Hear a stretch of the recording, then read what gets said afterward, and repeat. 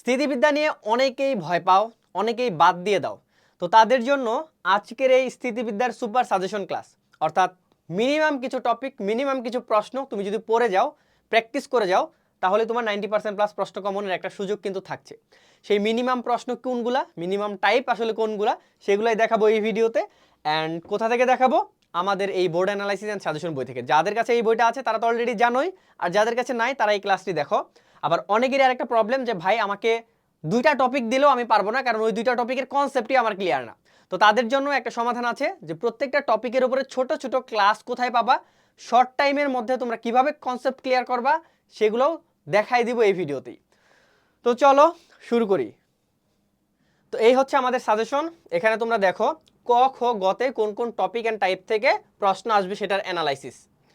তো এখানে দেখো প্রথম টপিকটা হলো সামান্তরিক সূত্র। তো সামান্তরিক সূত্রকে আমরা টোটাল 7টা টাইপে ভাগ করছি। একটা হলো সামান্তরিক লব্ধির সামান্তরিক সূত্র, যেটা তোমরা ফিজিক্স থেকে পড়ছো, মানে এই টপিকগুলো আসলে ফিজিক্সের সাথে মিল। তো যারা ফিজিক্সের চ্যাপ্টারগুলো পারো তারা কিন্তু এই চ্যাপ্টারটা আসলে ভালো মতনই পারবা, ভয়ের কিছু নেই, এই চ্যাপ্টার ভয়ের কোনো কারণই নেই, সূত্র পারলেই ম্যাথ পারা যায়, ঠিক আছে। তো লব্ধির সামান্তরিক সূত্র থেকে 6বার প্রশ্ন আসছে, সমান বলের লব্ধি থেকে 7বার, তারপরে 3বার, 8বার, 3বার, 5বার, 1বার। অর্থাৎ সামান্তরিক সূত্র এখান থেকে তুমি যদি প্রশ্ন কমন পেতে চাও তাহলে জাস্ট কোন কোন টপিকগুলো পড়লেই হবে। কালার চেঞ্জ করে যাচ্ছে না, হ্যাঁ কালার চেঞ্জ করে ফেলছি। তো এখানে দেখো যেটা 6, যেটা 7, যেটা 8, যেটা 5, মোটামুটি এই 4 টাইপের প্রশ্ন তুমি যদি প্র্যাকটিস করতে পারো তাহলে এনাফ। এখন কথা হলো যে 4 টাইপের কনসেপ্ট তোমরা কিভাবে ক্লিয়ার করবা। যাদের কনসেপ্ট ক্লিয়ার নাই, শর্ট টাইমের মধ্যে তুমি যদি চাও এই প্রত্যেকটা টপিক ধরে ধরে কনসেপ্ট ক্লিয়ার করবা, তাহলে আমাদের এই ক্র্যাশ কোর্সের ক্লাসগুলোই যথেষ্ট। এখানে 3000 টাকা দাম দেখে আবার ভয় পাও না, আসলে আমরা বিশাল একটা ডিসকাউন্টে কোর্সগুলো সেল করে থাকি। তো যেটা দেখাই, সামান্তরিক সূত্র সংক্রান্ত যে কনসেপ্ট ক্লাসটা আছে, এখানে আসলে কি পড়ানো হয়েছে? এখানে পড়ানো হয়েছে এই 7টা টাইপের কনসেপ্ট অ্যান্ড 7টা টাইপ থেকে কিভাবে প্রশ্ন আসলে কিভাবে সলভ করো সেটা দেখানো হয়েছে। আর পরবর্তী যে ক্লাসগুলো দেখতে পাচ্ছ, সামান্তরিক সূত্র সংক্রান্ত board solve class part 1 part 2, এই বোর্ড সলভ ক্লাসগুলো অ্যাকচুয়ালি কি, এই বোর্ড সলভ ক্লাস হচ্ছে এই যে এখান থেকে 6বার প্রশ্ন, 7বার প্রশ্ন, 3বার, 8বার, এই প্রশ্নগুলো তোমাকে ওখানে সলভ করে দেওয়া হয়েছে। তো তুমি যদি চাও শর্ট টাইমের মধ্যে এই সাজেশনের প্রত্যেকটা ক্লাসগুলো করতে, তাহলে আমাদের ক্র্যাশ কোর্সে ভর্তি হতে পারো, পেজে মেসেজ করলেই হবে। তো আচ্ছা, তো তাহলে আমাদের এই পার্টটা ডান, যে সামান্তরিক সূত্র এখান থেকে 27বার প্রশ্ন আসছিল, এর মধ্যে কোন কোন টাইপ থেকে কতবার আসছে। যে টাইপ থেকে একবার আসছে সেটা ইম্পর্টেন্ট না, তুমি সেটা পড়ার দরকার নাই। যেখান থেকে বেশি আসছে তোমাকে সেটা পড়তে হবে, কারণ সেখান থেকে প্রশ্ন আসবে। এর পরবর্তীতে চলে যাই, নেক্সট সাইন সূত্র প্রয়োগ। এখান থেকে 3বার প্রশ্ন আসছে, তার মানে খুব বেশি একটা ইম্পর্টেন্ট না। কিন্তু পরেরটা দেখো, লম্বাংশ উপপাদ্য। তুমি যদি এই কনসেপ্টটা পারো এবং এই কনসেপ্ট থেকে যে 17টা প্রশ্ন আসছিল মোটামুটি এগুলোই সলভ করে যাও, তাহলেই দেখবা যে এখান থেকে প্রশ্ন আসলে তুমি সলভ করতে পারবা, কারণ এখান থেকে প্রশ্ন আসবেই। এই ছিল আমাদের টপিক 1 2 3, এটার অ্যানালাইসিস অ্যান্ড সাজেশনটা। এর পরবর্তীতে আমরা চলে যাই বল জোটের সাম্যাবস্থা, যেটা বি। এখান থেকে বিগত বছরে 6বার প্রশ্ন আসছে। তো একটা হলো টাইপ 1 সাধারণ, আর একটা হলো ত্রিভুজ সংক্রান্ত, আর একটা হলো উলম্ব ও আনুভূমিক। তুমি যদি এই প্রশ্নগুলোই প্র্যাকটিস করে যাও, মোটামুটি এখানের যে প্রশ্নগুলো আছে 5টা 7টা 9টা, এগুলো যদিও একটা আরেকটার মতোই, তুমি যদি একটা পারো বাকিগুলো পারবা। এমন না যে 9টা একদম ডিফারেন্ট কিছু, তুমি একটা পারলে দেখো যে বাকি 8টা একই রকম লাগতেছে। তোমার কাজ জাস্ট আমাদের শর্ট ক্লাস করে এটার কনসেপ্ট ক্লিয়ার করবা, সাম্যাবস্থায় ল্যামির সূত্র এটার কনসেপ্টটা ক্লিয়ার করে টিচারের যে বোর্ড প্রশ্ন সলভ করে দিবে সেই ক্লাসগুলো করবা। তারপর আমাদের এই বই থেকে তুমি টাইপ ওয়াইজ বাকিগুলো প্র্যাকটিস করবা, ঠিক আছে। এর পরবর্তীতে চলে যায়, এটা গেল এটার সাজেশন। তারপরে এটা হলো লাস্ট, সমান্তরাল বলের লব্ধি, যেটা সি। সি থেকে যদি প্রশ্ন কমন পাইতে চাও, দেখো কোনটা কোনটা পড়তে হবে। সদৃশ সমান্তরাল বলের লব্ধি, এটা ইম্পর্টেন্ট। তারপরে সদৃশ সমান্তরাল বলের ক্ষেত্রে চাপ নির্ণয়, এটাও ইম্পর্টেন্ট। অসদৃশ সমান্তরাল বলের লব্ধি, এটাও ইম্পর্টেন্ট। এটা ইম্পর্টেন্ট না, কারণ এখান থেকে মাত্র 2বার প্রশ্ন আসছে, এটা তেমন ইম্পর্টেন্ট না। এরপরেরটা ত্রিভুজ সংক্রান্ত সমস্যা, এটা ইম্পর্টেন্ট, এখান থেকে 11বার প্রশ্ন আসছে। তার মানে তুমি যদি সি থেকে প্রশ্ন কমন পাইতে চাও, তোমাকে কি কি পড়তে হবে?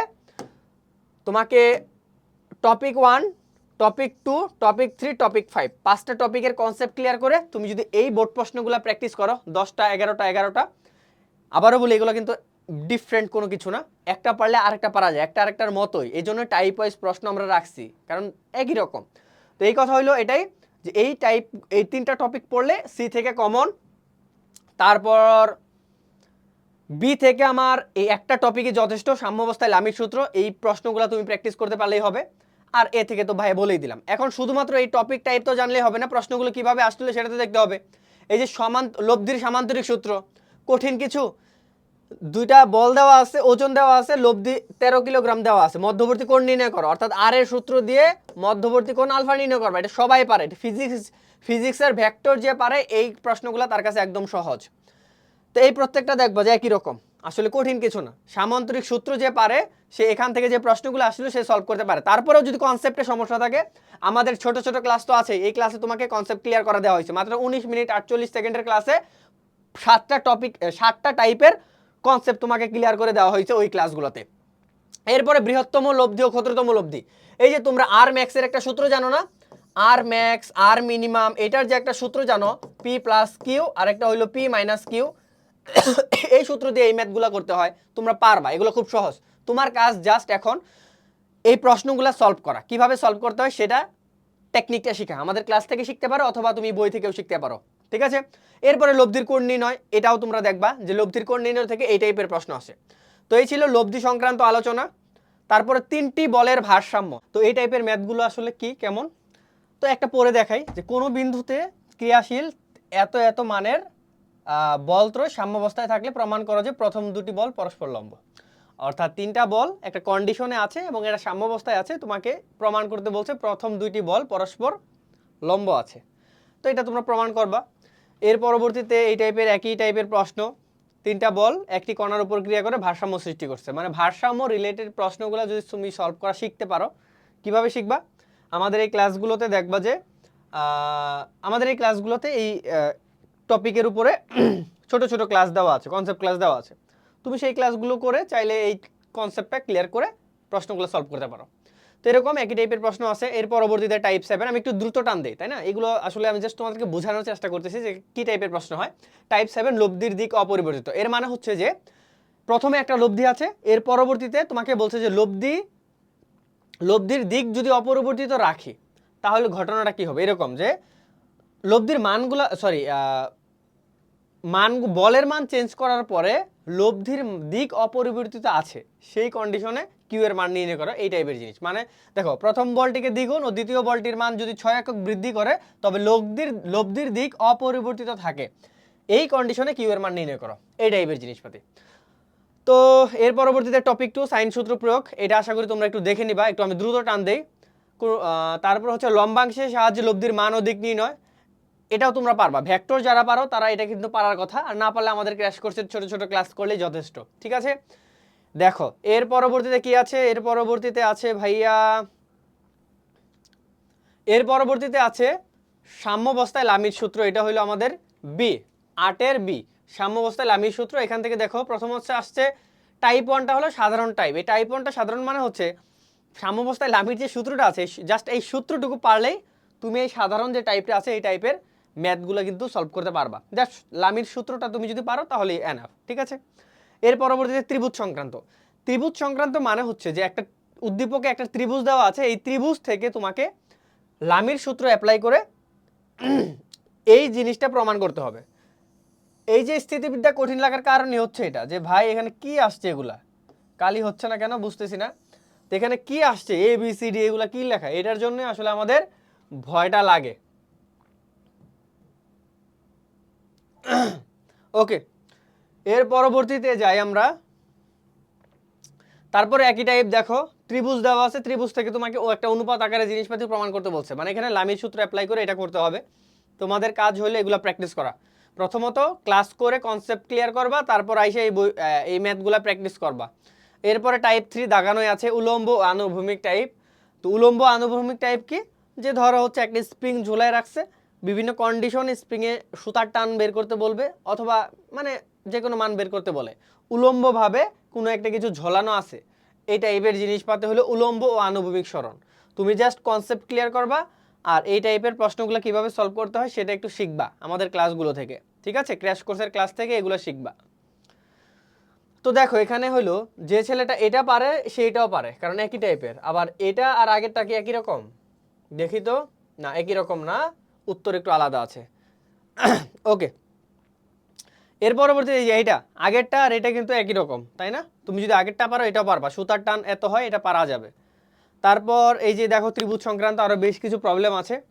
তো এই প্রবলেমগুলো আসলে একই টাইপের, তুমি যদি জাস্ট ধরতে পারো কিভাবে সলভ করতে হয় তাহলে কিন্তু ভাই এনাফ। এর পরবর্তীতে আছে সদৃশ সমান্তরাল বলের লব্ধি, এটা হলো কত 8 এটা হলো লাস্ট মনে হয়। এটার একটা সুন্দর কনসেপ্ট আছে, সদৃশ সমান্তরাল বল, কোনটা সদৃশ বল কোনটা অসদৃশ বল এটা তোমরা যদি জানো, অ্যান্ড কিভাবে সেই জায়গাগুলো থেকে ম্যাথগুলো সলভ করতে হয় এটা যদি তোমরা জানো, তাহলে ভাই এই টাইপের প্রবলেম সলভ করা যায়। তাহলে দেখো চিত্রগুলো দেখে একই রকম মনে হয় না? দেখো প্রত্যেকটা চিত্র একটু একই রকম, তাই না?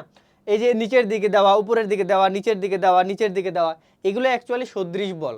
সদৃশ বল দিয়ে এই ম্যাথগুলো করতে হয়। তো এগুলো তোমরা পারবা আশা করি, জাস্ট আমাদের কনসেপ্ট ক্লাস করতে হবে। আর বারবার বলতেছি, আমাদের কনসেপ্ট ক্লাস করলেই শর্ট টাইমের মধ্যে প্রত্যেকটা চ্যাপ্টারের প্রত্যেকটা টপিকের উপরে কনসেপ্ট তোমরা ক্লিয়ার করতে পারবা।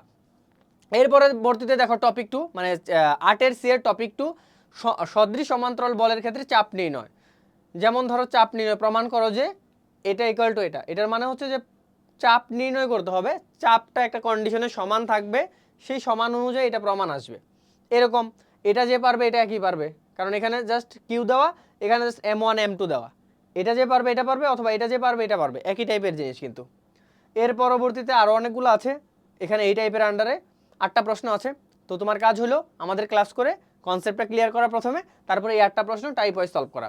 এর পরবর্তীতে আছে আমাদের টপিক 3, অসদৃশ সমান্তরাল বলের লব্ধি। তোমাদের কাছে প্রশ্নগুলো দেখে একটু কঠিন মনে হচ্ছে, তাই না? একটু কঠিন মনে হচ্ছে, কিন্তু তোমরা যখন আমাদের ক্র্যাশ কোর্সের ছোটো ছোটো ক্লাসগুলো দেখবা, তখন তোমার কাছে এই জিনিসপাতিগুলো সহজ হয়ে যাবে। তুমি জাস্ট ক্লাসগুলো একবার করেই দেখো না। এরপরে টপিক 3 আছে, জাস্ট একটু নিজেরা দেখে নিবা যে কোন কোন টপিক থেকে কী কী টাইপের প্রশ্ন আসতেছে। এটা এখনও যদি তোমরা যদি এই চ্যাপ্টার একদমই না পড়ে থাকো, তাহলে এই প্রশ্নগুলো দেখে তোমার মাথার উপর দিয়ে যাবে সব। আমি জাস্ট একটু ধারণা দিচ্ছি দেখতে কেমন, উদ্দীপকগুলো দেখতে কেমন হয়, প্রশ্ন চাই কি, এটা একটা শর্ট ধারণা দেওয়ার চেষ্টা করতেছি। টপিক 4, সদৃশ ও অসদৃশ সমান্তরাল বলের লব্ধির সরণ। তো এই টাইপের প্রশ্নগুলো কেমন হয় দেখো, এই যে লব্ধি এত দূরত্বে সরে যাবে, এটা প্রমাণ করতে বলছে এই টাইপে। তো এর পরবর্তীতে এই যে একই রকম, ওইটা যে পারে ওইটা একই রকম। দেখো এটা এটা একই রকম না, এত দূরে সরে যাবে, এত দূরে সরে যাবে। 17-র প্রশ্ন যে পারছে, 18-র প্রশ্ন, 19-এর প্রশ্ন কিন্তু সে সলভ করতে পারছে। অর্থাৎ তোমাদের সময় দেখবা যে একই টাইপের জিনিসপাতি চলে আসছে। এর পরবর্তীতে ত্রিভুজ সংক্রান্ত, ত্রিভুজ সংক্রান্ত এখান থেকে আগের মতোই কিভাবে এই ত্রিভুজগুলা কিভাবে সদৃশ সমান্তরালে থাকলে বিভিন্ন কন্ডিশনে কিভাবে তোমরা এই মানগুলা বা এই প্রমাণগুলা করবা, এইটাই হলো এই টপিকের, মানে এই টাইপের প্রশ্নের ধরন। এইভাবে এই প্রশ্নগুলো আসে। তোমাদের কাজ হলো ধরনগুলা বোঝা। প্রত্যেকটাই দেখবা যে চিত্রগুলোর মধ্যে একটা মিল আছে, এই প্রত্যেকটা চিত্রের মধ্যে একটা যথেষ্ট মিল আছে। এই জন্যই আমরা টাইপ ওয়াইজ প্রশ্নগুলো সাজাইছি, যেন তুমি এইটার সাথে এটা মিল রিলেট করতে পারো, এটা পারলে পরেরটা রিলেট করতে পারো। এরকম মানে একই রকম জিনিসপাতিগুলো আমরা একসাথে রাখছি যেন তোমরা বুঝতে সুবিধা হয়। দেখো প্রত্যেকটা চিত্র তোমার কাছে কি একই মনে হচ্ছে না? একই রকম। তোমার কাজ জাস্ট প্রসেস শেখা, কোন প্রসেসে এগুলো সলভ করতে হয়, এই প্রসেসটা তোমার শিখতে হবে। এটা কই থেকে শিখবা? আমাদের ক্র্যাশ কোর্সের ছোট ছোট টাইপ ওয়াইজ ক্লাসের মাধ্যমে শিখতে পারবা। তো এই ছিল আমাদের টপিক অ্যান্ড টাইপ, কোন কোন ধরনের প্রশ্ন পরীক্ষায় আসতেছে। তো আশা করি তোমরা বুঝে গিয়েছো যে স্থিতিবিদ্যা এই চ্যাপ্টার থেকে তুমি যদি কম এফোর্টে প্রশ্ন কমন পেতে চাও, কোন কোন টপিক অ্যান্ড টাইপের প্রশ্নগুলো তোমাকে প্র্যাকটিস করতে হবে। আর আমাদের এই বই থেকে অবশ্যই প্র্যাকটিস করবা। এই বইতে কিন্তু টাইপ ওয়াইজ সবগুলো প্রশ্ন দেওয়া আছে। আর কারো যদি কনসেপ্টে সমস্যা থাকে, আমাদের ক্র্যাশ কোর্সের ছোট ছোট ক্লাসগুলো করবা। তো এই ছিল ওভারঅল আজকের সাজেশন ক্লাস। নেক্সট আমরা অন্য একটি চ্যাপ্টার নিয়ে আলোচনা করব।